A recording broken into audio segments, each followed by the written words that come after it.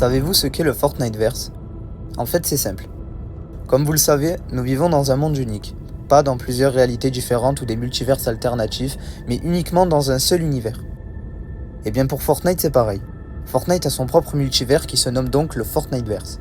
Univers où figure une île entourée d'une tempête avec des habitants, mais surtout une orbe à la source surnaturelle, le point zéro, le noyau de l'île, ou tout simplement le noyau du Fortniteverse. Je sais, ça fait beaucoup de fois le mot Fortniteverse, mais c'est pour vous aider à comprendre. Et seulement maintenant, ce dernier ayant implosé, cette réalité a été complètement supprimée.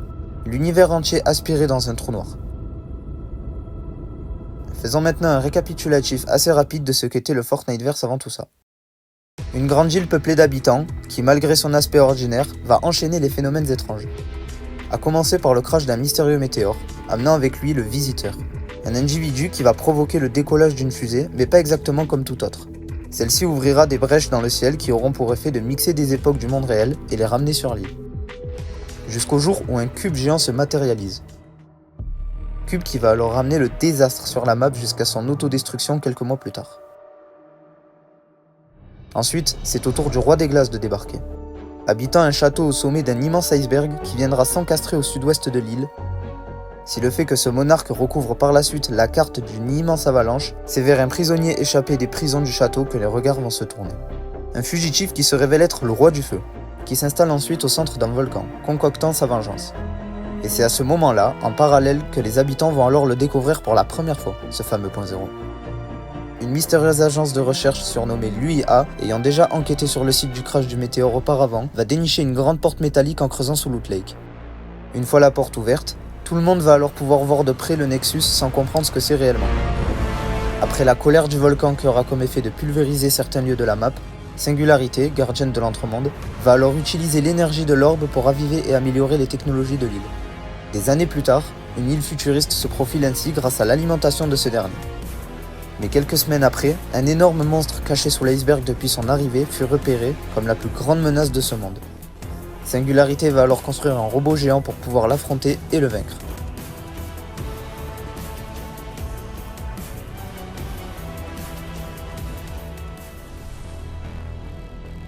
Mais endommagé pendant la bataille, le point zéro va alors exploser, ce qui va complètement figer le temps. Et l'arrivée d'un nouvel individu similaire au Visiteur va alors soulever des questions. Ce dernier va alors expliquer à travers des cassettes que tout est calculé et que le temps a été mis en pause. Après différentes zones de failles créées, il va construire une fusée avec laquelle il va tenter d'exécuter son plan.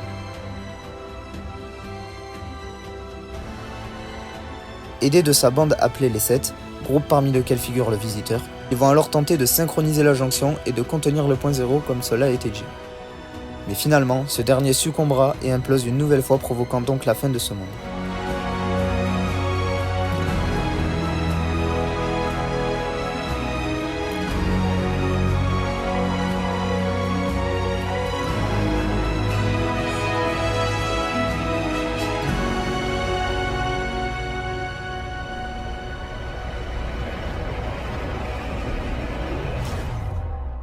Après ça, c'est donc la disparition de ce Fortniteverse. Du moins, c'est ce qu'on croyait. Car alors que le point zéro demeurait anéanti, celui-ci se reforme, recréant alors un tout nouveau monde, une toute nouvelle île et une toute nouvelle histoire. Donc bienvenue à toutes et à tous sur cette vidéo, il est maintenant temps que je vous raconte l'histoire de Fortnite, chapitre 2.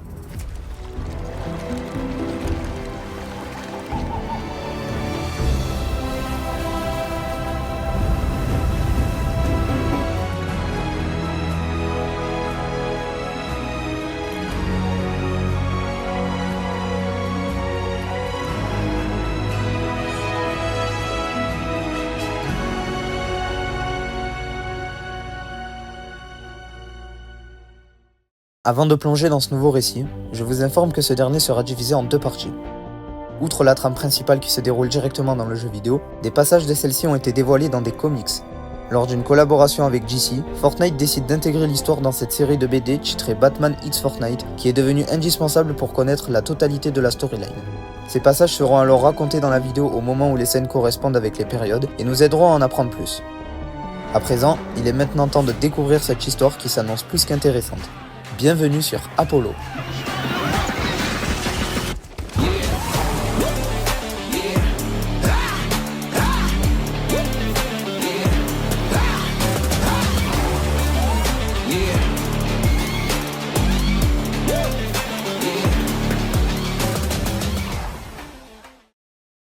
C'est donc de cette manière que renaquit le Fortniteverse. La réalité la plus étrange de l'univers s'était reformée, laissant place à une toute nouvelle île que les habitants ne tardèrent pas à découvrir et s'y installer. D'un aspect d'abord similaire à Athéna, Apollo présente les mêmes caractéristiques que la première île, mais dévoile de nouveaux lieux comme Craigie Cliffs, l'île du poisson, Misty Meadow, petit village des montagnes, Lazy Lake, Frenzy Farm, Switchy Sands, ou encore des zones industrielles. Là où est produite une étrange liqueur, le slurp, mais surtout une centrale fonctionnante grâce à l'énergie du cube. Oui, il semblerait en effet que la source du terrible artefact ait été convertie en une source nucléaire qui alimente les technologies de la zone. D'ailleurs, puisqu'on est sur les éléments du chapitre 1, les villes Pleasant Park, Salty Spring et Retellro sont elles aussi présentes. Mais ce n'est pas fini. Tout au sud de la carte, un étrange îlot, appelé le camp de la morue, recueille toutes sortes d'éléments de l'ancienne île. Une maison équipée d'un sous-sol est la seule habitation de ces lieux. Et on dirait que quelqu'un y vit. Mais qui ? Toujours dans les mystères, penchons-nous vers une montagne au sud-ouest, non loin du camp de la morue. Une montagne qui abrite en réalité un immense bunker. Ses portes métalliques le rendent inaccessible, mais la haute sécurité installée devant celui-ci laisse tout de même les habitants perplexes sur cet endroit. Par ailleurs, ces derniers ne sont pas les premiers à avoir mis le pied ici. Non, un groupe militaire appelé les Ego tiennent l'île comme le confirment différents avant-postes un peu partout. Personne ici ne sait dans quel but ils sont là, mais leur présence ne représente pas une menace. Du moins pas eux. Car forcément dans cet univers, il y aura toujours les bons et les méchants. Mais cette fois, c'est plus chelou que ça. Un groupe de malfaiteurs qui, chaque membre, n'est ni plus ni moins une version maléfique de nos chers égaux. Des opposants qui font eux partie des alters, chose du coup logique, ayant à la tête l'agent Chaos. Les égaux tentent alors de vaincre leurs jumeaux diaboliques à travers de véritables batailles acharnées, dans l'espoir de les neutraliser et mettre fin à cette guerre. C'est alors qu'en parallèle, des habitants vont faire une découverte aussi surprenante qu'étrange. Au centre de l'île figure ce qui est surnommé l'îlot de l'œil. Une maison est installée sur celui-ci, et c'est à l'intérieur de cette dernière qu'est retrouvé un mystérieux dossier avec un numéro à l'intérieur. Les habitants vont alors naturellement tenter d'appeler ce numéro et tombent sur ça. Acolyte repéré. Agent, vous êtes mobilisé. Sim, senhor. Os agentes foram acionados. Cartão de acesso ao cofre adquirido. Agency recruitment drive is a go. Happy hunting, agent. Agent, oil rig operation confirmed. Quelqu'un au bout du fil parle de récupérer une carte d'accès à un coffre-fort et cite également que les agents ont été recrutés. Mais qu'est-ce que c'est encore cette histoire ? À qui fait référence ce mystérieux interlocuteur ? Mais le plus bizarre, c'est la suite de l'appel.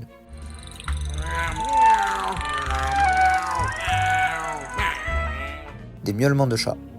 C'est ce qui va retentir à la suite de ces informations. Les habitants pensent d'abord à un canular préenregistré. Mais très vite, les choses s'emballent. Certains insistent à appeler ce numéro et désormais les indications changent. Il est aussi dit que l'accès à une plateforme pétrolière ou encore une grotte est autorisé, suivi de coordonnées. Des coordonnées qui mènent sur différentes côtes de l'île, voire même dans la mer. Mais si jusqu'ici rien de concret semblait se produire, les choses finissent par devenir plus graves. La maison de l'îlot de l'œil commence par être envahie d'or, qui recouvre progressivement l'intérieur de celle-ci. Et arrive le jour où de nouvelles têtes débarquent et se joignent à la partie.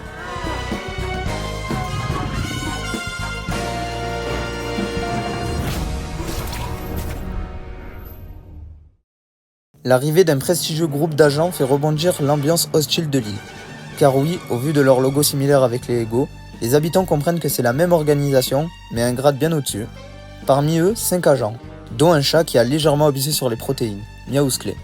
Tous sont à la tête de différents repères dispatchés aux 4 coins de la map. Parmi eux, les fameuses grottes et plateformes évoquées plus tôt. Mais aussi un yacht et une île requin. Mais s'il y a une personne sur qui les regards doivent se tourner, c'est leur leader, Midas. Référence directe au roi de la mythologie, ce dernier possède donc son mythique pouvoir, le toucher d'or. Il s'installe dans un grand édifice au centre de l'île, remplaçant donc l'îlot central, l'agence, qui est en réalité le quartier général de la bande. Anciennement les Ego, le groupe devient les fantômes, et malheureusement la guerre contre les alters n'est toujours pas finie. D'ailleurs, eux aussi se renomment les ombres. N'étant pas dans une position plus puissante que leurs rivales, les ombres construisent leurs repères dans des sous-sols à différents endroits sur l'île. Les deux clans se lancent alors dans un affrontement complètement surprenant, mêlant habitants et services secrets. Mais avant de connaître le tournant de cette conflagration, laissez-moi vous parler de celui qui va y déboucher. L'agent banane. Contrairement aux autres, l'agent banane ne bénéficie pas d'un lieu-dit approprié. Même plus encore. Personne ne sait si cet agent fait réellement partie du groupe.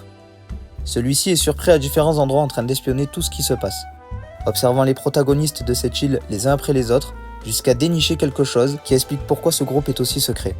Dans la salle de Midas sous l'agence, là où une étrange machine est en conception. En plus de vouloir renverser leur ennemi les ombres, la team du Roi d'Or semble avoir de plus grands projets. Mais l'agent Banane verra par la suite que Midas n'agit pas seul lorsqu'il aperçut une femme avec lui.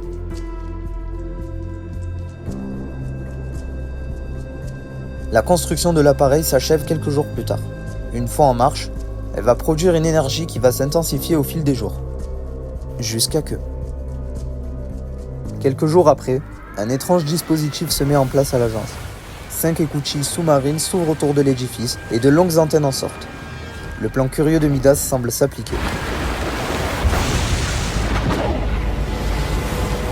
Pulvérisant une grande partie du bâtiment, l'appareil sortit de dessous l'agence.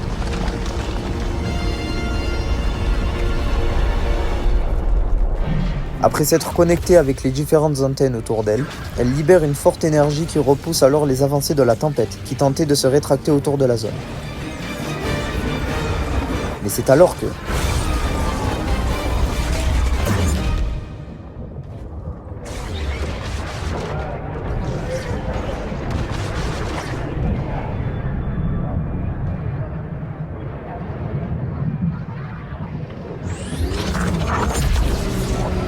Les habitants s'étaient, durant l'espace de quelques secondes, retrouvés dans un autre univers, leur esprit ayant été téléporté dans un étrange bureau où l'atmosphère était vaste. Pendant ce temps, la tempête réussit à reprendre le dessus sur le dispositif, le désactivant. Mais la machine de Midas, elle, n'avait pas dit son dernier mot. Il se rallume alors, se reconnecte aux antennes, et semblant bien plus puissante, reprit à son avantage la lutte contre la Storm, et finit par la repousser au loin, jusqu'à même carrément la faire disparaître de la surface de l'île.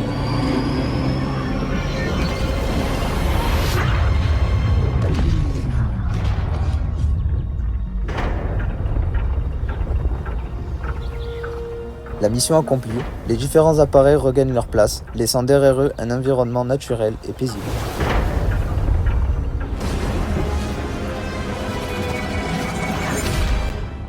Une nouvelle fois, les habitants se retrouvent au même endroit que tout à l'heure. Janice, règle l'actionneur de résonance sur 7,2. Tout de suite, s'il te plaît. Je m'en charge. Pas si vite. Ce n'est pas une simple tempête? Ça veut dire quoi, ça? C'est sûrement lié à la boucle, mais on n'aurait jamais pu prédire que ça réagirait de cette façon. On a dû... Avant d'en apprendre davantage, ils sont de nouveau retéléportés sur l'île, là où un immense tsunami se referme autour d'eux.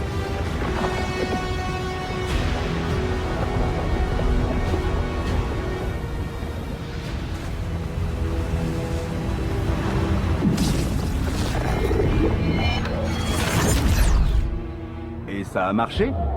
Ça va tenir combien de temps, tu penses? Bon, super. Tout est en train de se stabiliser ici, il n'y a pas l'air d'y avoir... Qu'est-ce que... Comment est-ce que tu... Non.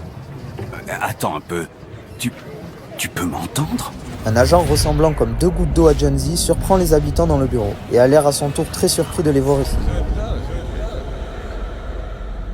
Les habitants reviendront définitivement dans leur univers et n'auront davantage d'informations sur cet endroit.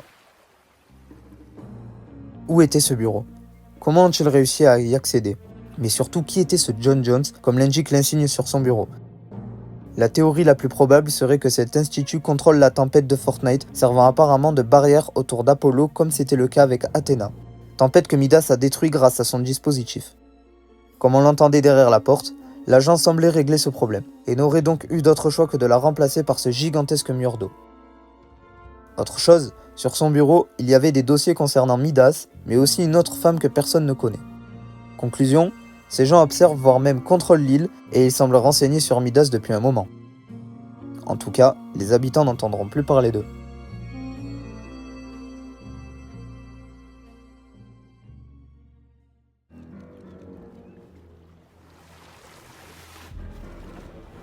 La tempête qu'avait anéanti Midas fut réparée, et le mur d'eau qui l'a remplacé finit donc par s'écraser sur l'île, plongeant alors la quasi-totalité d'Apollo dans une sorte de naufrage.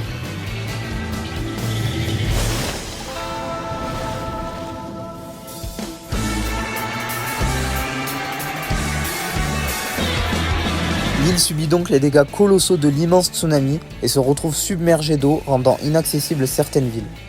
Les habitants trouvent refuge au sud-ouest, là où ils construisent la flottille, le point majeur des refuges de la carte.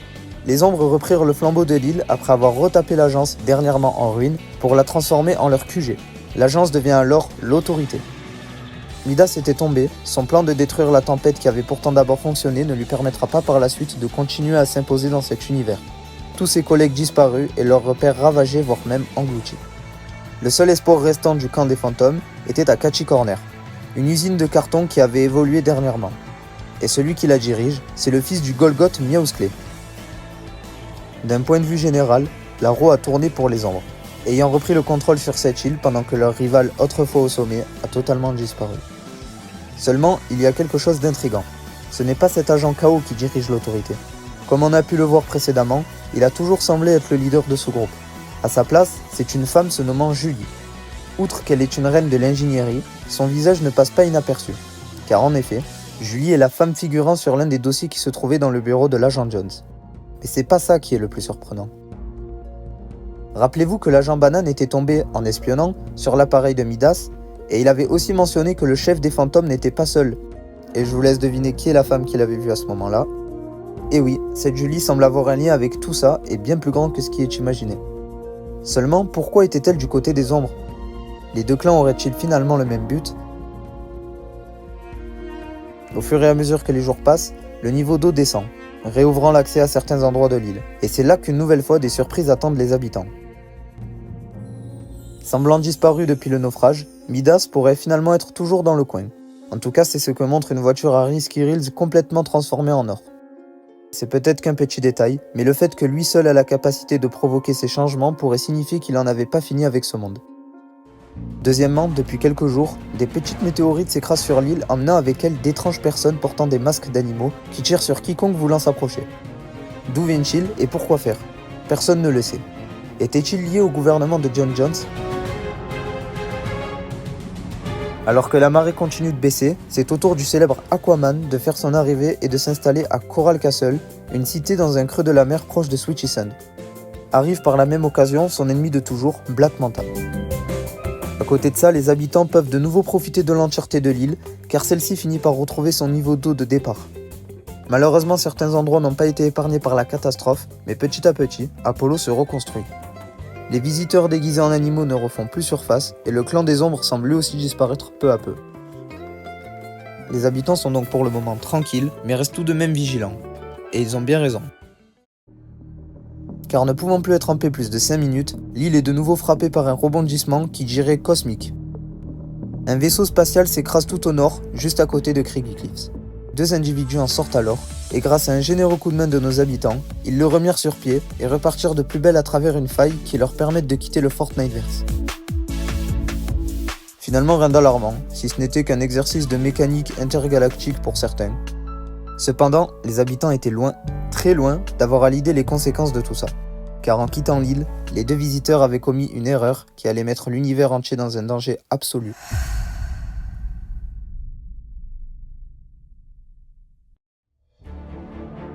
Dans un univers lointain, Thor, dieu de la cité d'Asgard, a la visite du dévoreur des mondes, Galactus. Celui-ci lui informe qu'il a besoin d'aide pour repousser l'entité suprême de la mort, l'Hiver Noir. Il ajoute que la source d'énergie de 5 univers lui permettra d'arriver à ses fins.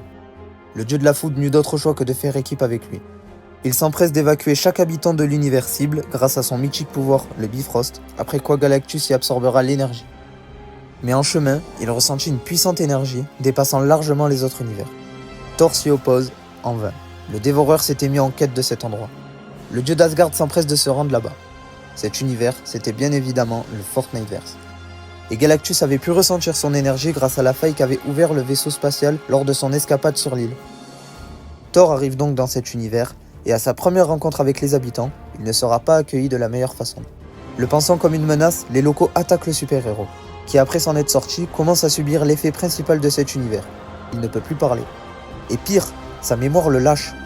Et alors là, le Fortniteverse ne serait plus si Thor oublie pour quelle raison il était ici. Fort heureusement, les corbeaux d'Odin provenant d'Asgard alertent le royaume de la situation. Et Thor pourra alors compter sur Sif, la reine du Bifrost, qui grâce à celui-ci lui apporte une aide de taille. Les super-héros sont à présent réunis sur l'île et malgré leur mémoire obscurcie, unissent leurs forces pour défendre le Fortniteverse lorsque Galactus arrivera.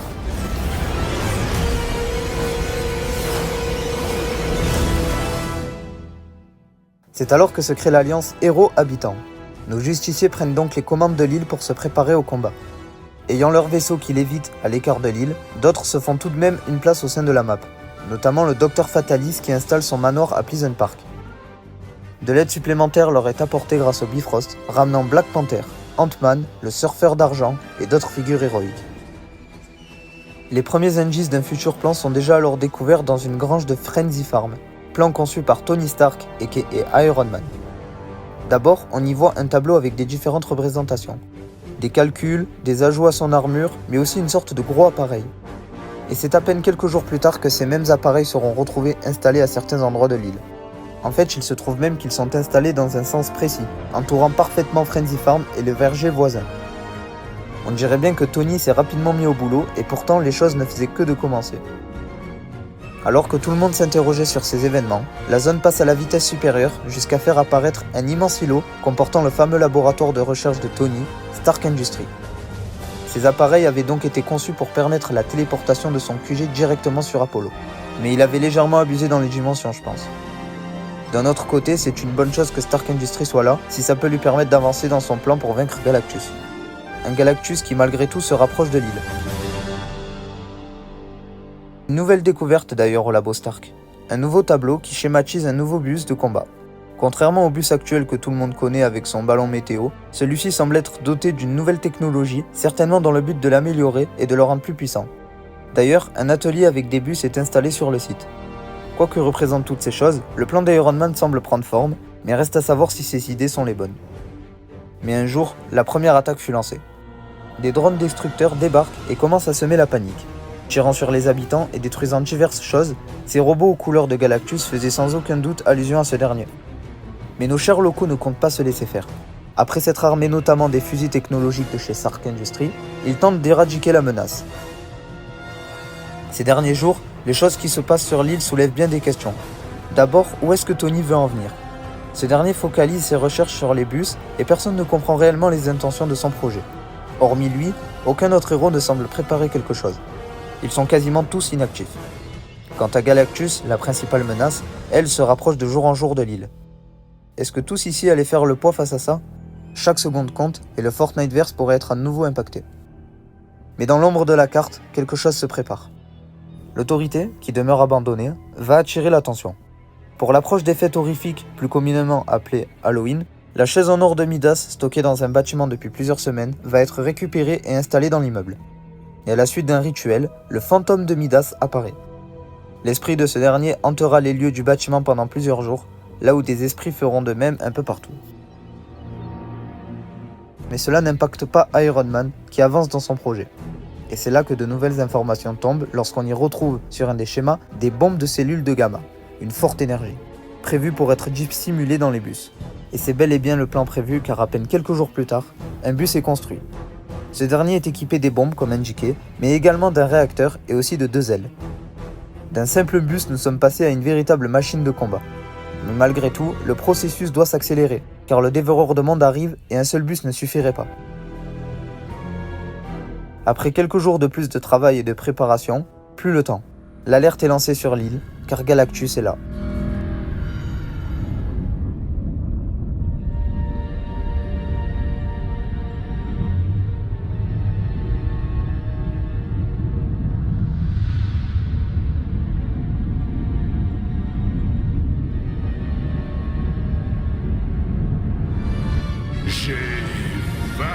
Le dévoreur de monde s'approche de l'île et remarque immédiatement le vaisseau.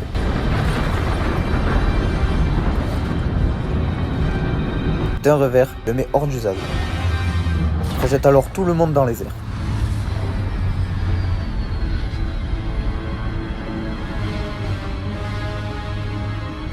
Et soudain, Iron Man apparaît. Salut, bienvenue à la fiesta. Ouais, tu ne dirais pas non à un réacteur dorsal. Attrape. C'est à nous d'empêcher Galactus de dévorer le point zéro. Si t'as rien d'autre à faire.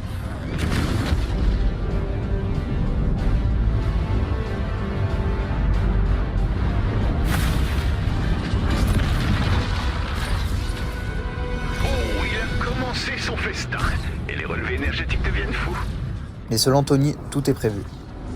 D'après mes calculs, si Galactus continue d'absorber le point zéro à ce rythme, la réalité va s'effondrer totalement dans... Bon, peu importe. Le truc, c'est qu'on va devoir agir. Tu sais conduire un bus, pas vrai? Déploiement, maintenant. Et c'est parti. Les habitants reprirent conscience dans les fameux bus. Et il y en avait cette fois des milliers. Tony avait réussi.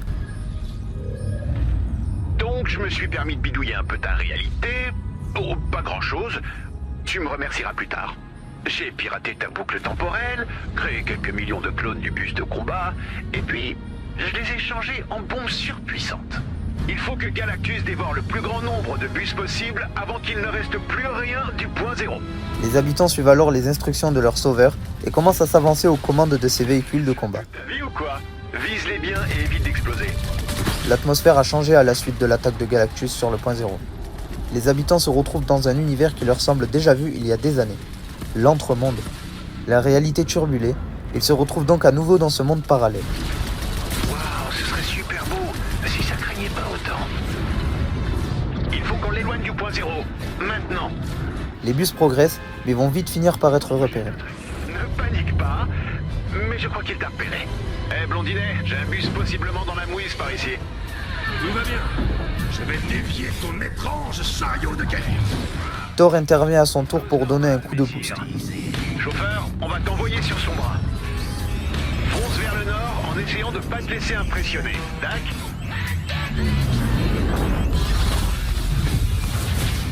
Mauvaise nouvelle, Galactus ne va pas te lâcher. Bonne nouvelle, j'ai réparé la radio. Oh là, je détecte plein de robots. Hé, Rouflaquette, tu pourrais nous filer un coup de main? C'est au tour de Wolverine de donner un coup de main, ou plutôt de griffe, pour se débarrasser d'une horde de drones.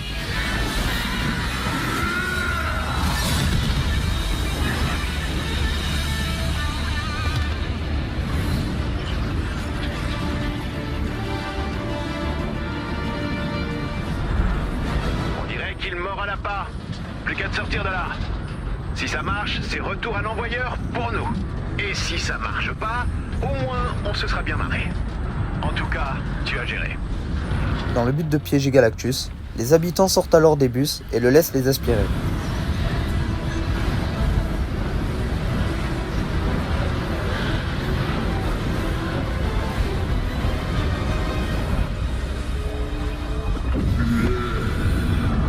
Non, c'est impossible.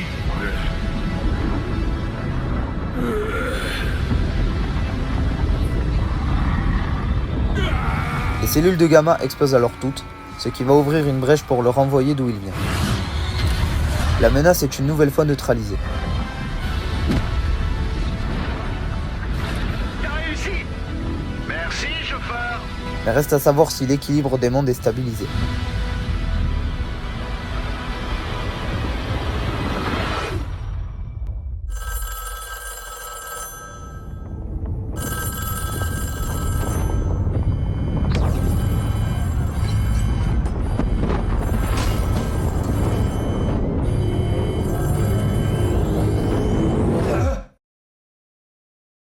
Dans les mystérieux bureaux découverts lors du dispositif de Midas quelques mois plus tôt, la panique semble avoir pris le dessus. On est en vie. Ouais, mais le point zéro est exposé. Vous devez y entrer. Allez, moi qui espérais ne plus voir d'image de moi à l'intérieur de la boucle. Non, vous devriez plutôt espérer que personne ne s'en échappe. La réparation doit se faire de l'intérieur. Bien compris, madame, je m'y mets. Et surtout, n'attirez pas l'attention des sept. Jones, vous êtes là? Le fameux John Jones, lui aussi, aperçu à ce moment-là, est chargé de rétablir l'ordre. Donc, je dois stabiliser le zéro et refermer le pont sans que personne ne s'en échappe. Facile. Ok. Repérer les meilleurs chasseurs. Une certaine Dr. Sloan lui indique d'entrer dans la boucle pour que personne n'en sorte. Exécuté. Ça a intérêt à fonctionner. Durant cette conversation, elle évoquera les 7, disparus depuis l'opération Point Zéro sur Athéna. En prévenant Jones de ne pas attirer leurs attentions, elle montre qu'ils ne font sans doute pas partie du même camp.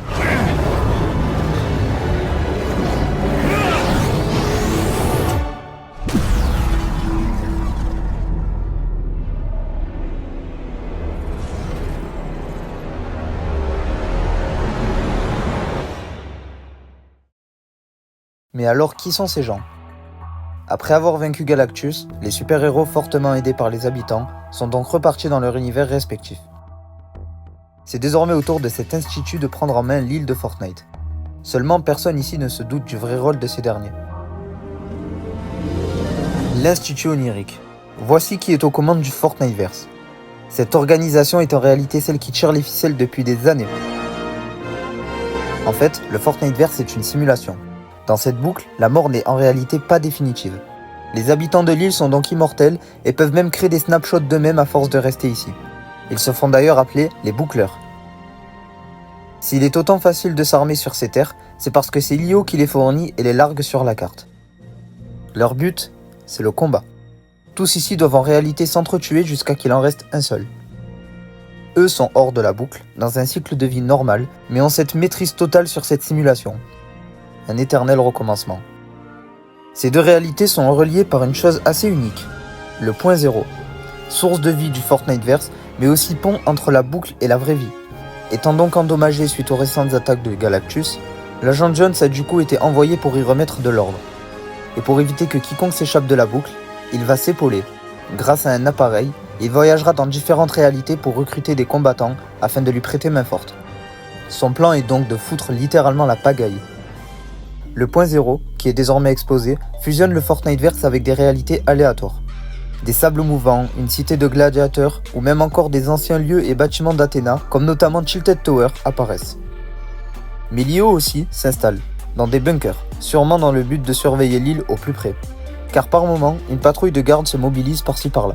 Et si en réalité c'était eux l'UIA, qui inspectaient Athéna? Il se pourrait que ce groupe leur appartient, ou qu'ils aient tout simplement voulu rester dans l'anonymat durant ces années. Un potentiel lien qui pourrait être mis en cause. Car pourquoi explorer l'île quand nous l'avons nous-mêmes créée? Finalement, l'UIA semblait être uniquement des chercheurs. Pas une seule fois ils avaient eu le contrôle de l'île, ni sur les habitants, ni sur le point zéro. Cela prouve encore que le point zéro est spécial, et attire absolument tout le monde, y compris le danger. Mais si ces derniers jours étaient riches en changements, ce n'est pas seulement pour une question de lieu, mais aussi de personnages. Des POI, comme ils se feront appeler, peuvent être retrouvés quasiment partout. Des sortes d'hologrammes de certaines figures iconiques de l'île avec qui les habitants peuvent interagir pour acheter des choses mais aussi discuter, et donc poser des questions. La plupart reparlent des événements qui se sont produits dans cet univers ou de leur centre d'intérêt. Mais quelqu'un, qui a déjà fait parler de lui auparavant, peut dire des choses assez intrigantes mais assez intéressantes. Jonesy du Bunker, qui se situe au camp de la Morue, nous parle de la boucle. D'après lui, tout est lié. Ce dernier va aussi raconter qu'il connaît des secrets, notamment sur celle-ci. Apparemment, il y aurait un moyen d'en sortir. Seulement, il est incapable d'expliquer comment. Est-ce la paranoïa qui le ronge ou la folie d'avoir vécu ce qu'il a vécu? C'est ce que tous se demandent après lui avoir parlé. Malgré ça, certains n'excluent pas une possible vérité dans ses déclarations, car il faut se rappeler que c'est lui qui avait prédit le combat du robot contre le monstre des années auparavant. Ce dernier aurait peut-être des visions quant au futur de Fortnite. En parallèle de tout ça, l'agent Jones continue de ramener du monde sur l'île. Et à chaque nouvelle recrue, il informe ses supérieurs via des enregistrements. Journal de la réalité 982. Honnêtement, au début, je pensais qu'il y avait, une sorte d'erreur, quoi. Parce que la chasseuse de primes que je cherche, c'est censé être une psychopathe. Mais l'outil que John utilise pour traverser les univers est en réalité l'énergie du point zéro, qui est donc sollicitée à chaque nouveau mouvement. Et donc au fil des jours, le Nexus s'affaiblit et montre un aspect inquiétant. Toujours à travers des enregistrements, John Jones porte alors un coup de gueule en expliquant qu'ils n'ont plus le contrôle du point zéro. Peu importe. On a perdu le contrôle du point zéro. Vous comprenez ce que ça signifie? J'imagine que non, vu que vous ne faites rien. Ce n'est pas notre genre. En tout cas, c'est pas le mien. Je le refuse. L'Institut Onirique va prendre conscience de tout ça et va alors réagir. Trouvant que Jones abuse fortement de son devoir, ce dernier perd quant à lui la confiance de l'IO. Et ici l'agent Jones demande d'accès au fichier confidentiel 8752. Sérieux? Il n'y a pas le temps pour stabiliser la réalité, mais pour révoquer mon accès, là, ça va. Ici, l'agent Jones demande d'accès à tous les documents en lien avec les 7.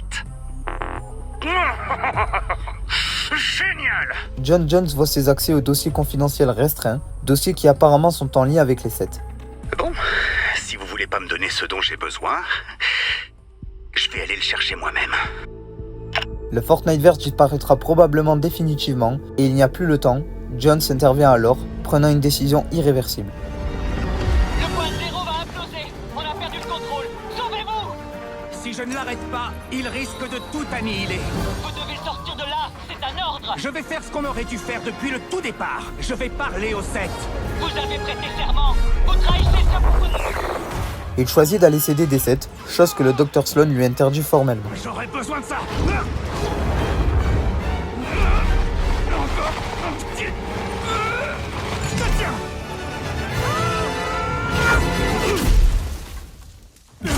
C'est pour nous que ça va vite. N'allez pas voir les chefs. Jones, réponds. Jones trahit donc en quelque sorte son camp pour pouvoir remettre en ordre la réalité qui s'écroule sous ses yeux. L'île entière est un ravage. Les gladiateurs et les boucleurs s'affrontent sous une tempête de réalité provoquée par le point zéro.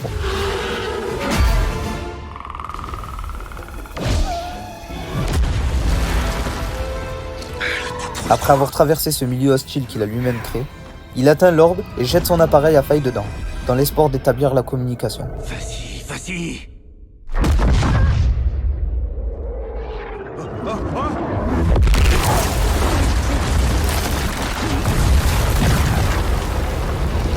Un météore vient alors s'écraser sur l'île.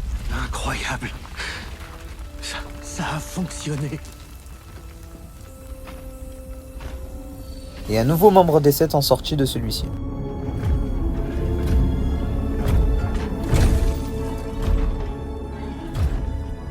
Bon, je sais que vous n'avez aucune raison de me croire, mais...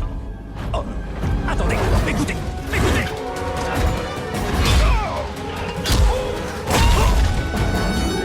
Géno! Je peux vous trouver, Géno? Et les sœurs? Je peux vous les trouver. Mais j'ai besoin de vous pour régler ça. Marché conclu. Pour l'instant. Voilà qui est rassurant. Il est temps de se mettre au boulot.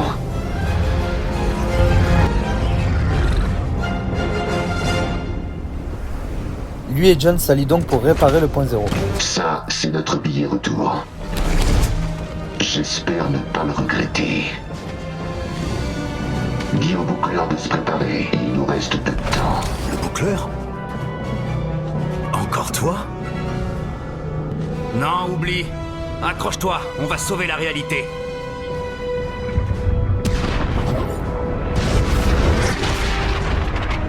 Oh non, des portails sont apparus! Ce sont pas des portails. La réalité s'effondre. Les vagues de réalité peuvent tout transformer en un. Mais une des vagues de réalité transformera l'agent en un papillon, Je suis un papillon? laissant donc la mission au boucleur. Elle a été violente. Est-ce que tout va bien, Anda? Je suis un papillon, donc non! Ça vit de haut en bas, comme une fermeture éclair.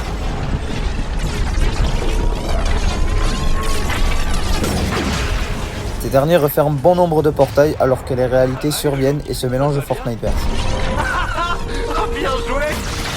jusqu'à qu'ils envoient le bout. L'opération réussit, le point zéro reprend forme. Wow, c'est intense. Ok, la prochaine étape est primordiale. Mais tout cela n'aura pas suffi. Tout va bien là-haut? Ça n'a pas suffi. Je peux pas l'arrêter.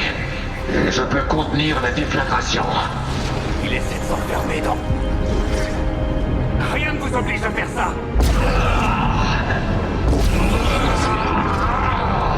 Pas question de partir avant que ce soit fait. Il a besoin de nous, vite. Au bord de l'implosion, le point zéro laisse alors une seule solution à la Fondation, s'enfermer dedans pour le contenir.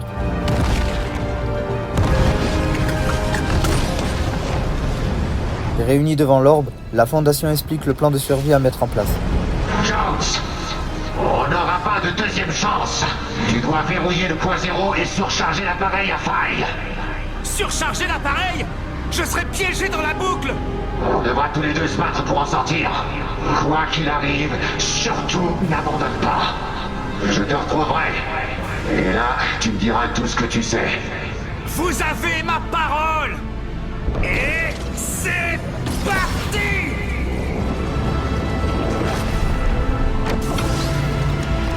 Les deux seront désormais des boucleurs, mais éviteront la destruction de l'univers.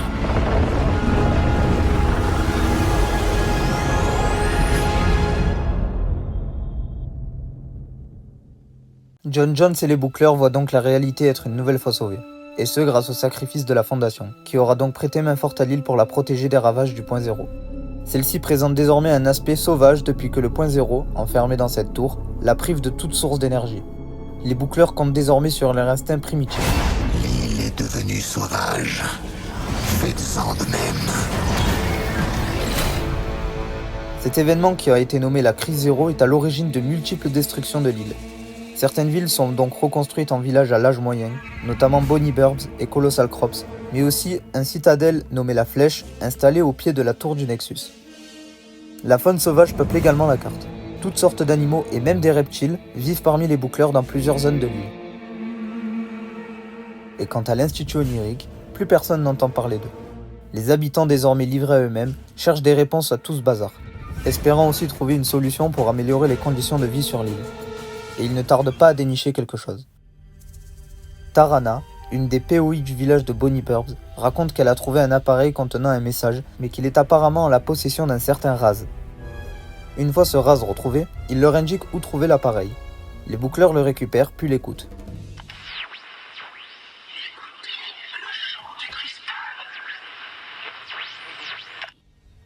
Une mystérieuse voix leur indique d'écouter le chant du cristal. Les boucleurs étant dans l'incompréhension, Raz va même pouvoir les éclaircir en déchiffrant le message. Pour cela, il confiera la mission d'aller voler des reliques à la Flèche avec une pioche spéciale qu'il a lui-même fabriquée. Une fois cela fait, cette même pioche devra être plantée au sommet des tours de Guardian, ce qui permettra d'avoir accès aux réponses de l'enregistrement. Cette fois-ci, c'est carrément la Fondation que l'on entend. Peut-être que c'était lui aussi dans le premier message. Dans celui-ci, il les oriente vers Jones, qui apparemment sait quelque chose. Mais comme le veut la règle de la boucle, Jones étant piégé à l'intérieur, aura créé plusieurs versions de lui-même sur l'île. Étant lui-même introuvable, les boucleurs interrogent alors les différentes Jonesy de l'île. Tous diront qu'ils ont perdu la mémoire dans la boucle et donc ne peuvent les aider. Tous, sauf un, Jonesy originel. Et c'est celui-là qui va délivrer des informations assez intéressantes. D'après lui, la Flèche pourrait donner de grands pouvoirs aux gens, comme elle pourrait les rendre vulnérables et exploitant leurs faiblesses. Il conseille alors d'éviter quiconque se faire corrompre par la Flèche et qu'il faut faire vite avant qu'elle attire l'attention. Mais l'attention de qui? Il nous en dira pas plus. Mais ils ne tarderont pas à en savoir plus eux aussi. Plusieurs POI, y compris Tarana, nous alertent de reprendre au plus vite les reliques de la Flèche à Raz. En fait, c'est de lui qu'il voulait parler Jonesy originel. Les boucleurs se préparent donc à employer la force pour y parvenir, car malheureusement, Raz s'était déjà fait corrompre par les pouvoirs de la Flèche.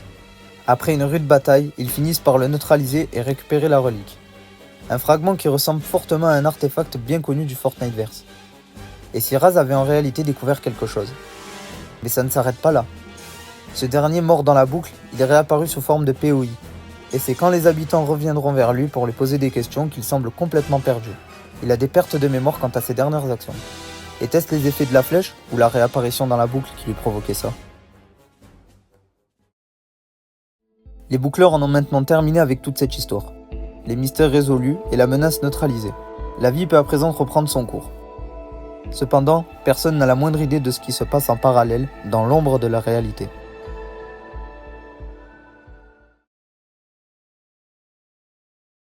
Quelques jours plus tôt, dans l'univers DC Comics, une immense faille s'ouvre dans le ciel de Gotham City. Celle-ci aspire plusieurs combattants de la ville, dont Batman. Ce dernier reprit conscience alors sur Apollo. Seulement, lui ne sait pas où il se trouve. Pire encore, sa mémoire semble disparaître tout comme sa voix. Batman se retrouve alors sur l'île de Fortnite, complètement muet et amnésique. Il décide d'explorer cet endroit pour potentiellement trouver un moyen de rentrer chez lui. Mais mauvaise surprise, il aura affaire à différentes personnes qui cherchent à l'éliminer. Ces personnes, ce sont les boucleurs, qui, souvenez-vous, ont pour but de terminer comme le seul survivant sur cette île. Le super-héros est donc opposé à tout le monde, piégé dans la boucle de Fortnite. Alors qu'il maîtrise ses adversaires un par un, il aperçoit Catwoman. N'ayant évidemment plus la mémoire, il la reconnaît pas, mais ressent comme quelque chose qui lui indique être son allié. Naturellement, les deux s'unissent et se débarrassent du reste des habitants. Mais une fois les deux restants, ils comprennent que la mort est proche. La tempête ravageuse de l'île se rétracte, éliminant donc à leur tour les deux héros. Quelques instants plus tard, Batman réouvre les yeux et voit qu'il est sur une île. Bien évidemment, c'est toujours Apollo sachant qu'il est dans une boucle, mais ne le sait pas encore. Il est une nouvelle fois privé de ses souvenirs et de paroles. Mais cette fois, il se rend compte qu'il y a des inscriptions sur son bras et son batarang, disant que tout cela n'est pas réel et que ça s'est déjà produit, avec des coordonnées. Batman suit ces coordonnées qui le mènent à son QG et trouve des nouvelles infos à l'intérieur. Une note disant que le chat est son allié, et encore les coordonnées. Il se rendit donc au point de celle-ci, mais le même scénario se rejoue. Batman est attaqué une nouvelle fois par les boucleurs. Il les maîtrise assez rapidement pour aller vite retrouver Catwoman. Il finit par l'apercevoir, mais cette fois, elle l'attaque. Batman s'attend à un déclic de sa part, mais finalement rien. Les deux survivent au reste, et juste avant de mourir dans la tempête, il donne le message à celle-ci. La chauve-souris est ton allié. Et les deux disparaissent. Comme prévu, Batman reprend connaissance sur l'île et se guide à l'aide de ses notes pour lui-même. Mais en sortant de sa cabane, il est accueilli par Catwoman qui, ayant vu le message, est venue le retrouver directement. Les deux explorent alors l'île, cherchent différents moyens de s'enfuir d'ici. Ils finissent par répéter le même scénario en neutralisant les boucleurs. Mais une fois seuls, les deux héros n'ont plus d'échappatoire, et la tempête les élimine à nouveau. Lors de leur réapparition, ils décident cette fois de se donner rendez-vous à Stimistak pour prendre de la hauteur sur les réacteurs. Ils se rendent compte qu'ils ont alors exploré toute l'île et donc n'ont aucun moyen de s'échapper. Mais Batman a une idée. Il a en sa possession un appareil qu'il va laisser au milieu de ce dernier cercle de tempête. Après avoir réussi à calculer le point final de la tempête dans son QG, il met son plan à exécution. Et c'est en retrouvant l'appareil complètement intact lors de la partie suivante qu'il comprend que le moyen de s'échapper est là. Batman et Catwoman éliminent tous les boucleurs lors de leur réapparition, jusqu'à avoir donc l'occasion de tester leur plan. Au milieu de ce dernier cercle, ils attendent, serrés l'un contre l'autre, puis la tempête les recouvre. Quelques minutes plus tard, Batman se réveille une énième fois sur l'île. Ça n'a pas marché. Ni lui ni Catwoman se sont échappés de la boucle. Mais Batman creuse alors un peu plus et théorise que la solution pour s'échapper est finalement d'être un seul survivant. Il retente donc l'expérience. Après avoir éliminé tout le monde, tous deux se retrouvent au centre de la zone, peut-être cette fois pour la dernière fois. Encore une fois, Batman se sacrifie et se laisse tuer par Catwoman. Après un baiser, elle l'élimine donc et la partie se termine.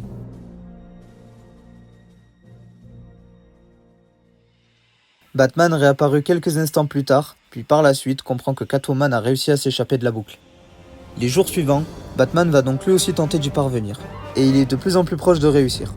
Mais ces tentatives vont finir par attirer l'attention de l'Institut Onirique. Étant ceux qui contrôlent toute cette simulation, ils craignent donc que Batman ait découvert le moyen pour la quitter. Ils vont alors agir. Ils ajoutent Snake Eyes dans la boucle pour que Batman soit opposé à un adversaire à son niveau, ce qui n'était pas le cas jusqu'à présent. Cela va fonctionner pendant quelques jours, à l'issue desquels les deux adversaires qui passaient leur temps à s'affronter vont soudainement cesser les combats. Encore mieux, ils vont commencer à communiquer. L'Institut Onirique comprend alors qu'ils n'ont plus le contrôle de la situation et finissent par se rendre compte que Batman va réussir lorsqu'il voit Snake Eyes se laisser mourir dans la tempête et Batman se placer au centre de la zone finale, lui laissant alors l'opportunité de quitter cet endroit. Ce dernier parvient donc enfin à s'échapper de la boucle.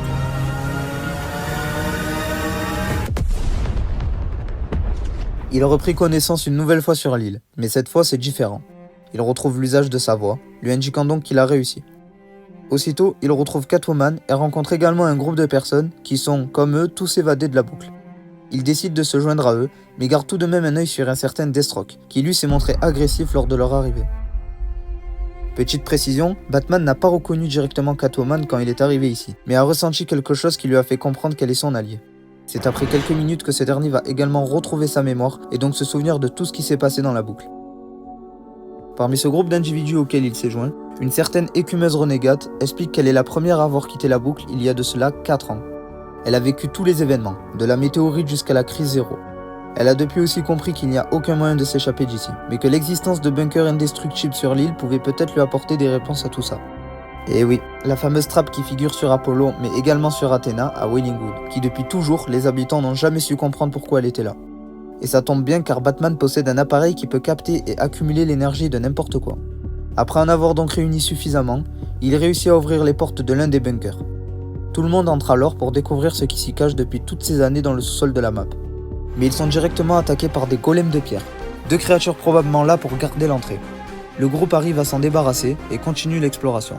L'endroit paraît assez vieux, donc ils comprennent que ces bunkers existent depuis vraiment longtemps. Pour accélérer les recherches, ils décident de se diviser en 2 groupes. Catwoman et Batman partent de leur côté quand soudainement, après quelques minutes, ils entendent un gros bruit. En se dirigeant vers la source de celui-ci, ils retrouvent Poiscaille sous un tas de gravats avec une grosse blessure au visage. Pendant que Catwoman s'empresse d'aller lui chercher des soins, il explique au super-héros qu'il a trouvé un appareil sous la mer juste avant d'entrer dans le bunker. Batman se rend compte, après une analyse, qu'il est issu de la même technologie que celle utilisée pour construire le bunker. Il comprend alors qu'il y a quelque chose qui ne colle pas. Revenant auprès de Poiscaille, ce dernier dit qu'il y a un traître parmi eux, une personne qui ne s'est pas échappée de la boucle. À la suite de ces paroles, Poiscaille meurt. Et là, Batman comprend alors qu'il y a un traître. Le groupe va tout de même continuer d'explorer l'endroit sans émettre de doute. Après avoir neutralisé des gardes de Lio qui se sont dressés devant eux, ils trouvent une sorte de carte avec un artefact dessus. C'est évidemment le point zéro. La plupart expliquent qu'ils l'ont déjà vu et qu'il est extrêmement puissant. Mais à la suite de ces découvertes, du renfort de Lio arrive et encercle le groupe. Alors pris au piège, Deathstroke va dire à Batman d'utiliser ses capsules d'azote liquide, un de ses gadgets pour s'en débarrasser. Grâce à ça, ils arrivent à reprendre l'avantage sur les gardes et donc continuent leur chemin. Ils arrivent alors dans une salle assez spéciale, le pont, pièce où il y a le passage menant à l'intérieur de la boucle. Seulement au milieu, il y a un gros pylône, celui de la flèche. L'un d'eux, impatient de retourner de là où il vient, se précipite au centre du pont avant de se faire littéralement désintégrer. Tout le monde est alors choqué, mais comprend vite pourquoi par la suite. Toutes les réalités sont regroupées dans un tourbillon, ce qui fait que celui qui essaye d'accéder à l'une d'elles directement subira donc le sort de leurs camarades. Dans cette salle, il y a des panneaux. Batman comprend qu'ils servent à faire apparaître le point zéro et calibrer une réalité à la suite. Le processus est même assez complexe. Il faut connecter quelqu'un appartenant à la réalité choisie pendant qu'une seconde personne se charge d'alimenter le point zéro. Après ça, la réalité sera donc accessible et la personne concernée pourra rentrer chez elle. Après avoir compris le fonctionnement pour quitter cet endroit, Batman se retourne vers Deathstroke en l'accusant d'être le traître. Devant les démentis de ce dernier, il argumente en citant les capsules d'azote liquide, capsules que personne ici n'est censé connaître, mis à part lui. Deathstroke, étant donc celui qui les a suggérées à Batman plus tôt, savait qu'il les possédait, ce qui voulait dire qu'il avait déjà enquêté sur lui et du coup ne faisait pas partie des boucleurs échappés. Celui-ci alors démasqué, il tente d'attaquer le groupe. Il sera finalement maîtrisé et ligoté. Tout le monde repart dans son univers respectif, jusqu'à qu'il ne reste que Batman, Catwoman et Deathstroke, qui va aussitôt en profiter pour se libérer, et grâce à un appareil à faille, le même que possédait Jones avant la crise zéro, il ouvre une brèche vers sa réalité et s'enfuit, laissant donc seuls les 2 super-héros qui sont désormais bloqués ici. Alors que Batman essaye de trouver un moyen de partir, Catwoman lui montre l'appareil de Deathstroke. Elle avait réussi à lui prendre juste avant qu'il s'enfuit. Ils l'utilisent alors pour retourner dans leur monde, mais celui-ci est calibré sur une seule réalité, la boucle. Une idée traverse alors l'esprit de Batman. Sachant qu'il y a Harley Quinn dans celle-ci et qu'elle fait partie de leur univers, il pourrait aller la chercher et la ramener ici pour leur permettre de rentrer à Gotham. Mais le plan s'annonce assez compliqué. D'abord, cette dernière refuse de les accompagner. Batman est donc obligé de la mettre KO pour l'amener plus facilement. Et c'est alors qu'ils sont confrontés à 2 versions d'eux-mêmes, mais en plus puissantes. Et oui, car ayant quitté la boucle, des snapshots d'eux-mêmes sont apparus. Ils arrivent tout de même à retourner dans le pont et ouvrent la réalité à Gotham. Mais Catwoman, elle, n'a pas envie d'y retourner. Tout simplement parce qu'elle pense qu'elle va retrouver sa mémoire, ce qui pourrait lui rappeler qu'elle aime quelqu'un et si c'est le cas, ne plus être avec Batman. Ce dernier le comprend, mais lui rappelle que la ville a besoin d'eux. Ils finissent donc par rentrer dans leur univers. Et malheureusement, Catwoman avait pensé juste. Celle-ci retrouve toute sa mémoire et en un éclair se rappelle de son histoire d'amour avec Superman. Les 2 sont brisés et Catwoman décide de s'en aller, et c'est donc la fin de leur histoire.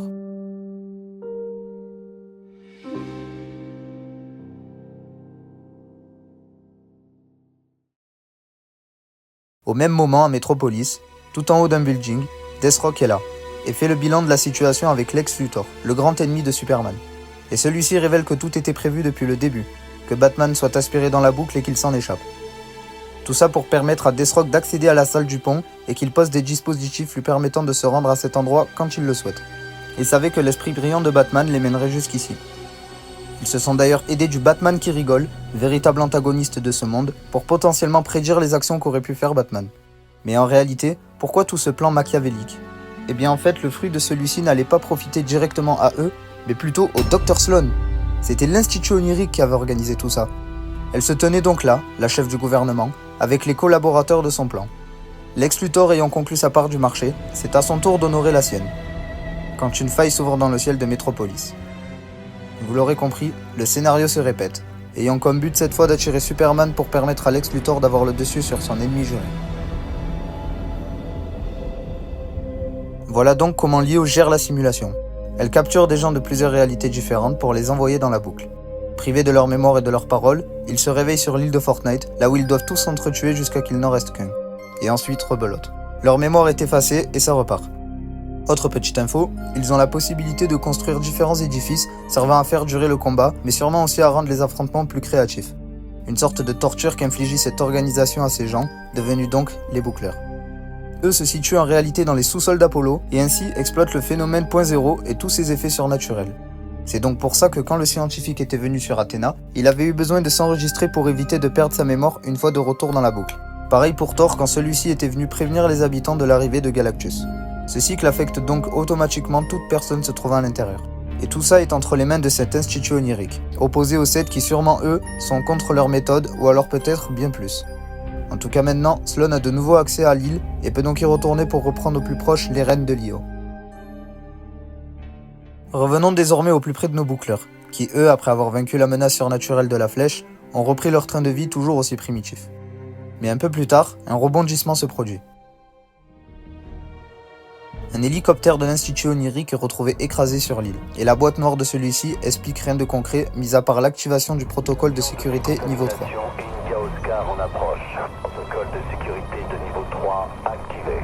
Au même moment, une certaine Marie diffuse à travers toutes les radios de l'île des enregistrements. J'ai des trucs sur les extraterrestres là et c'est flippant.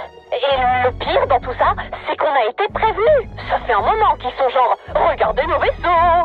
Et nous on est là genre « Oh non, on n'a rien vu !» Mais on va pas pouvoir se défiler éternellement. Je pense que le moment est arrivé. Dans cela, elle dit avoir aperçu des ovnis dans le ciel. Témoignage qui apparemment aurait des conséquences vis-à-vis de Lio. La professeure Sloan nous dit ceci. Veuillez cesser de traiter de la question des extraterrestres immédiatement. On dirait que quelqu'un sait des choses. Dites-moi d'abord qui vous êtes et ce que cherche Io, et après on en reparle. C'est au tour de John Z. Bunker d'appuyer cette théorie. Il missionne les boucleurs de réparer les télescopes afin de regarder le ciel. Télescope détruit apparemment par l'Institut onirique. Mais qu'est-ce qui se trame avec Lio ? Pourquoi menace-t-il Marie lorsqu'elle raconte ce qu'elle a vu dans le ciel ? Et pourquoi détruisent-ils les télescopes qui pourraient alors prouver ce qu'avance John Z. Bunker ? Mais en réalité, ce qu'ils tentent de cacher n'est pas seulement une menace pour l'île, mais aussi pour eux-mêmes. Et celle-ci était déjà là.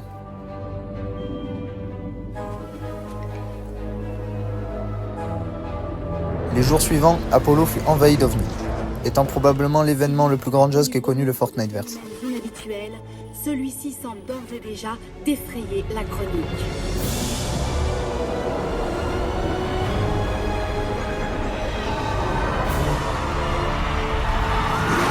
Un immense vaisseau débarque à son tour. Surplombant la totalité de l'île, il se positionne au-dessus du point zéro, et alors que les habitants tentent un accueil amical,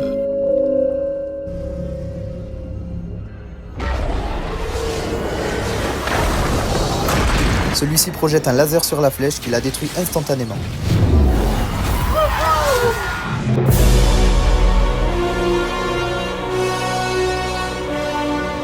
Les intentions de ces chers visiteurs ne sont pas celles qu'imaginaient les habitants, qui se retrouvent alors confrontés à une dangereuse communauté extraterrestre ayant pour but, comme tant d'autres avant eux, éradiquer ce monde. Désormais confronté à cette nouvelle armée d'aliens, l'Institut onirique prend une nouvelle fois les choses en main, mais cette fois de manière plus directe. Le Dr Sloan va alors pour la première fois se montrer au sein de l'île afin de regrouper les boucleurs et parvenir à mettre fin à tout ça. Elle et les habitants vont alors former une véritable armée et tenteront de remporter cette guerre de ce en plusieurs étapes. Pour commencer, Lio ne va pas seulement se contenter de s'installer sur la carte via des bunkers comme il l'avait fait auparavant. Cette fois, une véritable base va être construite à l'emplacement où se trouvait Colossal Crops. Une ferme va être d'abord réaménagée et le QG lui se situera sous l'une des granges. On retrouve également des avant-postes de Lio un peu partout. Au vu de la menace, l'Institut onirique s'est assuré d'être suffisamment équipé.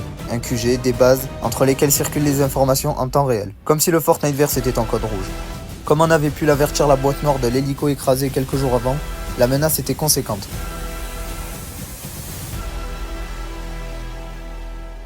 Mais alors que tout était en œuvre pour neutraliser ces individus, l'île va contre toute attente se couper en deux. Oui, une partie des habitants seront du côté des aliens, et donc contre Lio. Il persiste à vouloir établir le contact avec eux et transforme notamment Switchy Sound en Believer Beach, une cité désormais semblable à une base pour cette partie des habitants. Ils organisent même une festivité à l'occasion de cette saison estivale. Probablement que ce groupe se mettait les doigts dans l'œil, ayant l'idée de cohabiter avec cette espèce qui, souvenez-vous, ont désintégré la flèche dès leur arrivée. À ce stade, ça s'appelle de la folie. Parallèlement à ça, l'autre partie des boucleurs, celle qui est du côté de Lio, reçoit des instructions de la part de ces derniers. Pour éviter d'attirer l'attention des chers invités surprises, ils prendront soin de délivrer leur mission dans une cachette à certains endroits de l'île. Soupçonnant une possible intrusion dans leur rang, ils chargent les boucleurs de le découvrir en allant parler à plusieurs membres au sein du gouvernement. Mais les événements se multiplient en parallèle. Tout d'abord, les aliens prennent possession de Holy Edge. La ville est désormais sous l'emprise de l'atmosphère extraterrestre. Bien que leur espèce de végétation se répand sur l'île, les envahisseurs occupent pour l'instant uniquement cette cité. Après ça, c'est la disparition d'un fermier qui va alerter Lio, qui de nouveau font appel aux boucleurs pour enquêter. Une partie redouble les recherches d'une potentielle taupe en plaçant des mouchards près des bases. Une autre se charge de recueillir les échantillons aliens ou encore de repousser leurs avancées. Mais ce ne sont malheureusement pas les seuls à accélérer le mouvement. Le vaisseau mère, jusqu'à présent peu, voire inactif, va s'attaquer à des villes. Il commence d'abord par aspirer une grande partie de l'usine de Slurpy Swamp. À ce moment-là, le danger ne peut pas être plus réel et imminent pour le Fortniteverse. Mais les différentes recherches de Lio via les boucleurs ont pu permettre de concevoir une arme qui annihilera les aliens. Une véritable bombe, installée directement dans la base de l'Institut. Si les aliens viennent à s'en prendre à Corny Complex, c'est avec une bombe qu'ils garniront leur vaisseau.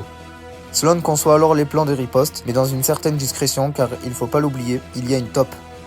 Le vaisseau, quant à lui, fait de nouveau parler de lui. Il aspire cette fois Coral Castle, qui devient alors le troisième lieu de l'île victime de leur attaque. Après ça, il commence doucement à se mobiliser au-dessus du QG de l'Institut onirique, Corny Complex. Et alors que les heures sont comptées, avant un potentiel affrontement, les habitants ainsi que les membres de l'IO parviennent enfin à identifier la fameuse taupe. Intello, une des membres au sein du groupe, finit par être démasquée. L'infiltré sera alors éliminé. Et problème enfin résolu, tous préparent désormais la bataille. Peut-être, qui sait, mènera à la fin de la guerre. Des centaines de bombes arrivent à être préparées. Ils sont alors plus proches que jamais d'en finir avec eux. L'heure sonne lorsque le vaisseau se présente au-dessus de la base, prêt à s'emparer de celle-ci. C'est alors que débute le plan de Sloan, l'opération Feu Céleste.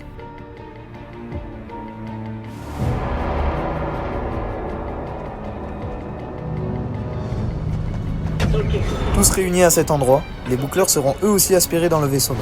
Je vous contacterai quand vous serez à bord.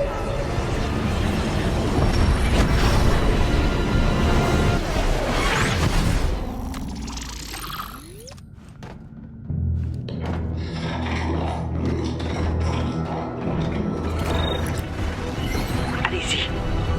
Nous avons peu de temps. Guidés par Sloan, qui aura récolté suffisamment d'échantillons aliens pour pirater leurs cellules, ils s'aventurent dans le vaisseau. Je vais vous aider à éviter les patrouilles. Ces techniques de hack leur permettent d'ouvrir n'importe quelle porte ou même de repousser les attaques. Le but est que les boucleurs atteignent une salle suffisamment proche des bombes de Corny Complex afin de pouvoir les activer via leurs appareils dorsaux. Bon, laissez-moi réfléchir un peu.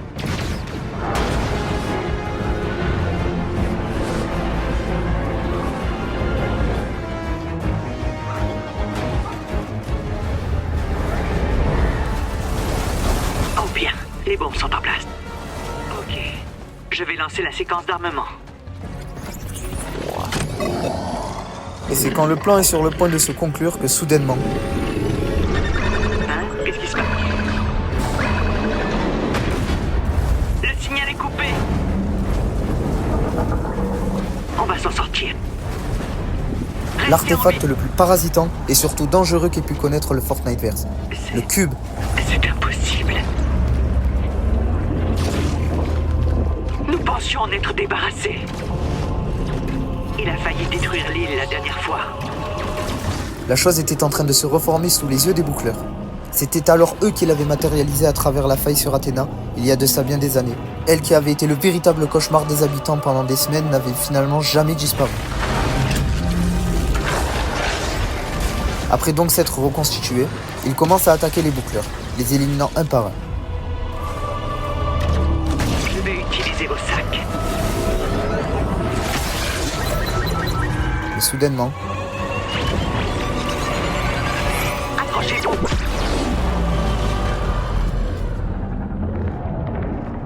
la technologie des sacs à dos réussit à le mettre hors d'état de nuire. À présent, tous reprirent la mission là où ils avaient laissé. Nous devons armer ces bombes maintenant. C'est terminé.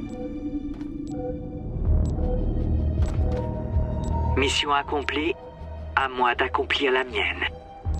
Nous menons une guerre contre une force largement supérieure à nous. Je ne vous ramènerai pas.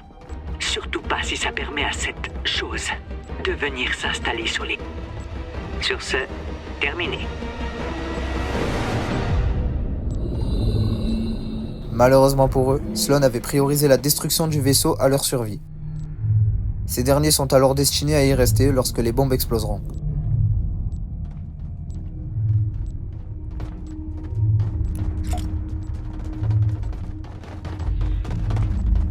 À moins que...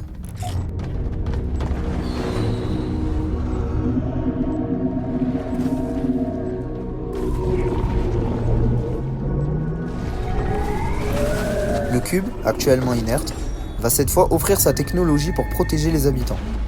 À la base violette, sa couleur devient alors bleue.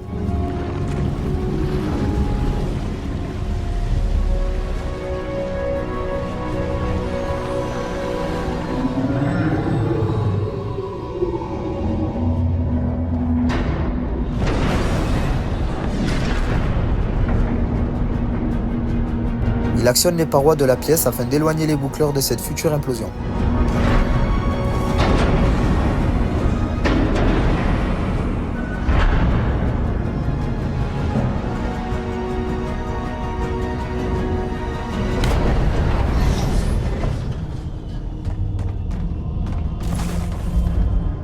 Mais une fois déplacés plus haut dans le vaisseau, ils découvrirent l'horrible sort qui va s'abattre sur l'île.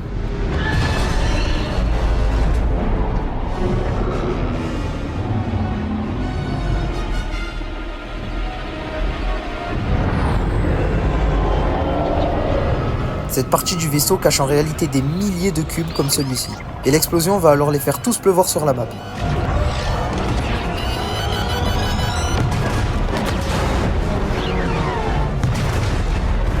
Malheureusement, c'est trop tard. Ce qui semblait être une bataille victorieuse pour tout est finalement que le début du cauchemar pour l'île entière.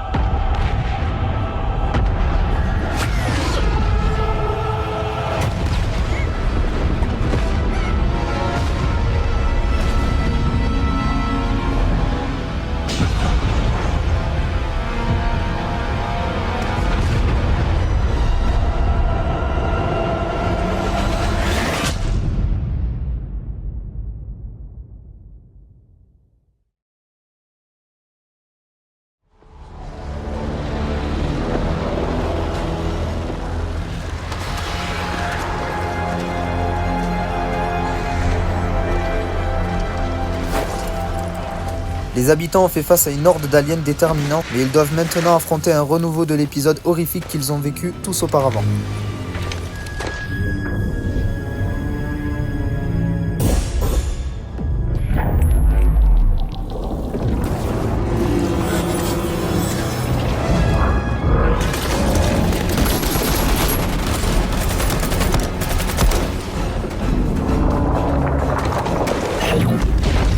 Et cette fois, c'est bien pire.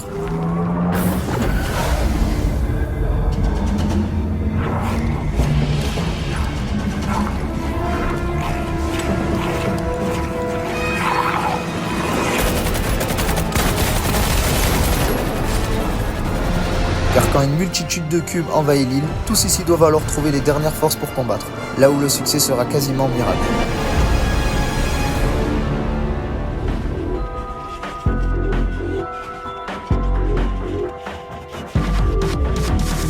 L'île de Fortnite a donc affaire à un fantôme du passé venu la rattraper.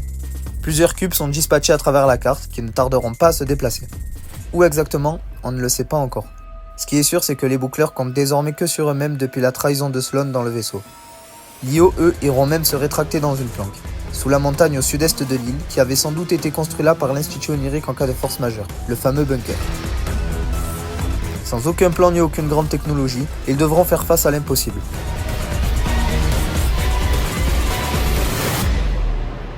Parmi tous ces artefacts, 2 se différencient bien des autres. D'abord, ce cube bleu, qui est celui que les boucleurs ont réactivé pendant l'opération, leur étant alors bénéfique. Tout le contraire des autres. Mais il y a aussi un cube en or vers Holy Edge, qui par contre lui se déplace aussi. Tous semblent en réalité se réunir au centre de l'île au vu de la direction dans laquelle ils se déplacent. Enfin, ayant tous atteint celui-ci, le cube doré libère alors quelqu'un qui se cachait à l'intérieur, la Reine Cube. Ces jeux ont assez duré.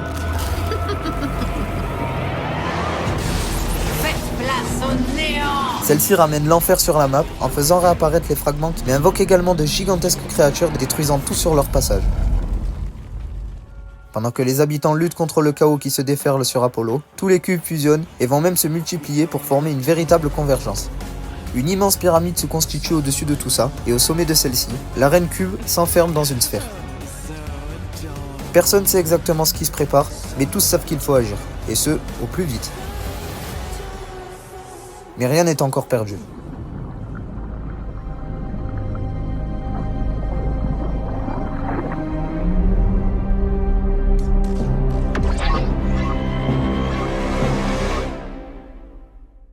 La Fondation, qui souvenez-vous s'était enfermée dans le point zéro après la crise zéro, s'était retrouvée projetée dans une réalité aléatoirement lorsque le faisceau des aliens avait impacté le pont.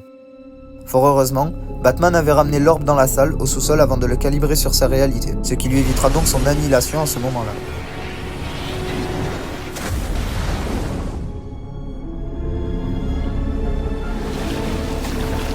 Ce dernier reprit alors conscience dans la mer de la célèbre ville Gotham, et ne tarde pas à faire la rencontre de Batman, qui cherche immédiatement à connaître son identité et ce qu'il fait ici. S'ensuit alors un affrontement entre les deux qui sera rompu lorsque Batman évoque le point zéro. Le duel s'arrête alors et la Fondation s'intéresse aux infos de son adversaire. Il lui raconte son aventure dans la boucle, ce à quoi la Fondation répond qu'il ne fait pas partie de ceux qui l'ont créé et qu'il souhaite en revanche les vaincre et mettre fin à tout ça. Ils finissent alors par s'entendre et Batman conduit le chef des 7 à Metropolis, là où il y a une faille ouverte. Sur le chemin, la Fondation explique alors aux super-héros comment le Fortniteverse est apparu et pourquoi la faille s'est ouverte à Gotham. Il ajoute aussi que le point zéro est lié à des milliards de réalités différentes et que grâce aux appareils dans la salle du pont, on peut voyager entre elles. Arrivé donc à Metropolis, il repère la faille et décide de la refermer. Seulement pour ce faire, l'un doit se trouver dans la boucle pendant que l'autre restera ici, à Metropolis. La Fondation sera alors dans la boucle, mais avant d'atteindre la faille, est attaquée par Batman qui rigole. Le grand vilain de l'univers DC réussit à s'emparer du signal entre la Fondation et Batman et saute ensuite dans la faille. Il le suit alors dans la boucle afin de le battre et de récupérer la communication, mais le neutraliser est une tâche bien difficile. Surtout quand il comprend que son armure est hermétique et qu'il réussit à lui la briser au niveau du casque. Au bord de la défaite, le leader des 7 réussit finalement à l'éliminer. S'ensuit alors un protocole de réparation de son armure pendant lequel il recontacte Batman et ensemble referment définitivement la faille grâce à leurs appareils. La Fondation se remet en chemin, alors à la recherche de Jones pour renverser Leo une bonne fois pour toutes.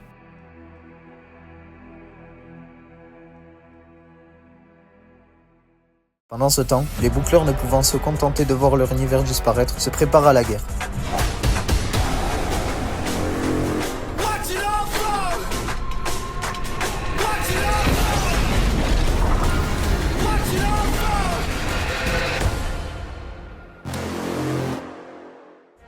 Ils construisent une base de laquelle ils attaqueront toutes les menaces se trouvant sur l'île. Et quand la Reine des Cubes actionne son plan dévastateur, tous ici doivent répondre à l'appel.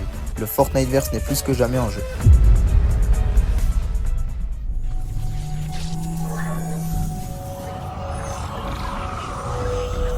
Le cube bleu se déplace finalement et vient offrir une barrière de protection autour de celle-ci.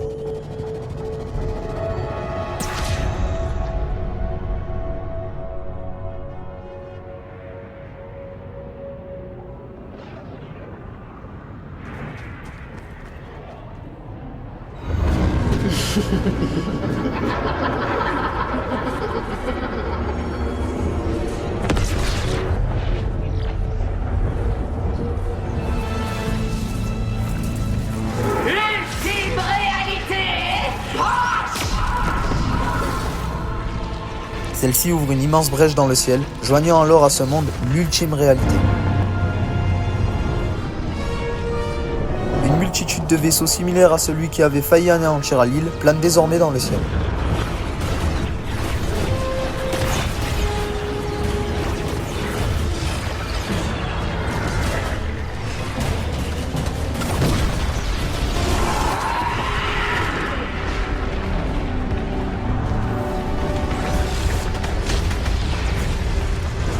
Le camp des boucleurs subira les assauts de vaisseaux aliens, mais aussi des horribles créatures que la Reine Cube invoquera.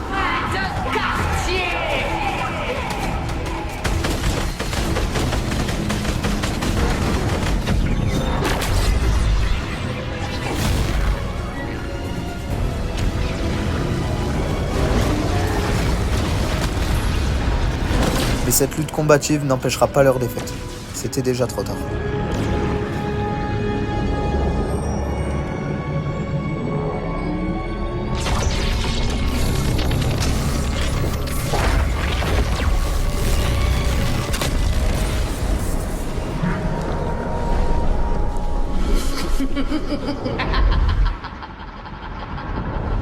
À tout le personnel de l'IO, veuillez évacuer.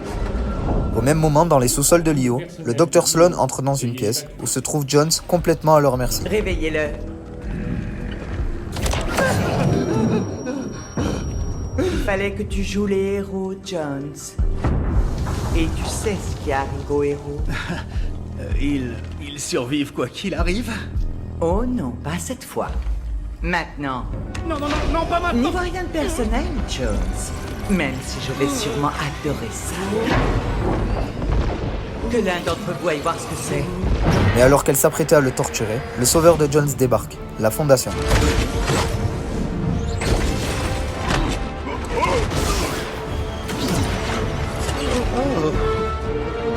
Impossible!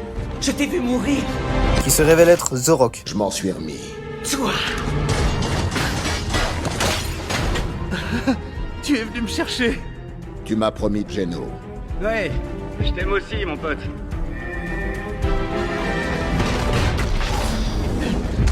Si quelqu'un essaie d'entrer, tu tires. Mais qu'est-ce que tu vas faire? Nous envoyer de l'autre côté. Quoi?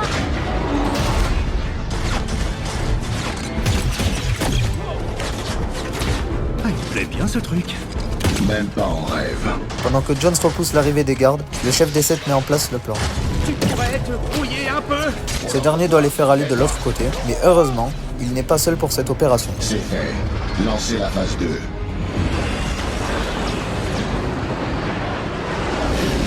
Boucleur repéré. Les scientifiques et le visiteur arrivent à leur tour sur l'île. C'est là qu'on entre. Retiens-les. Les scientifiques s'occupent d'ouvrir un bunker pour les boucleurs pendant que le visiteur retient les créatures.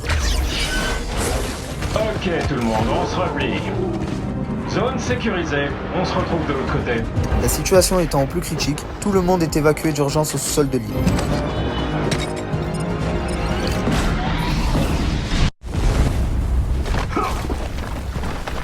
Que tout le monde me suive jusqu'au nœud, l'endroit est sûr. Guidés donc par le scientifique, les boucleurs traversent le repère vide de l'Institut onirique pendant que l'île est littéralement en train de se retourner. Prendre ses jambes à son cou, c'est bon pour le cœur.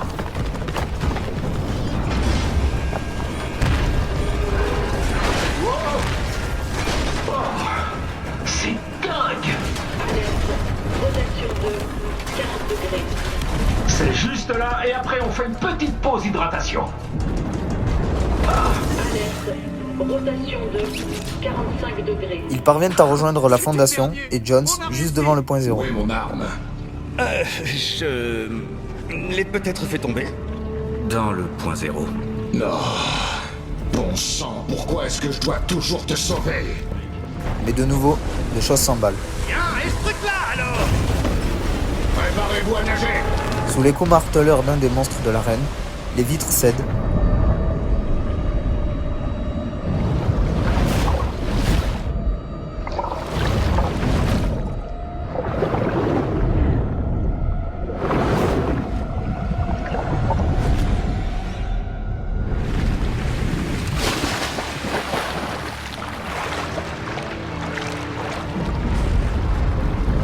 Et lorsque tous remontent à la surface, au loin, c'est pour y découvrir un spectacle inoubliable.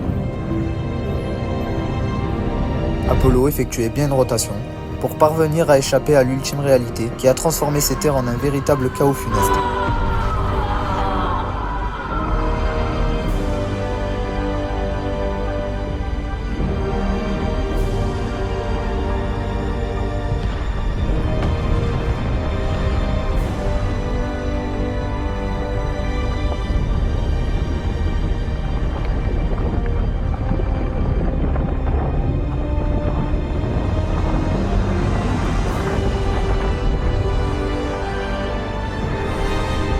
L'île se retrouve donc retournée. Une nouvelle facette de celle-ci cachée en dessous se dévoile alors. Et c'est donc la fin du chapitre 2.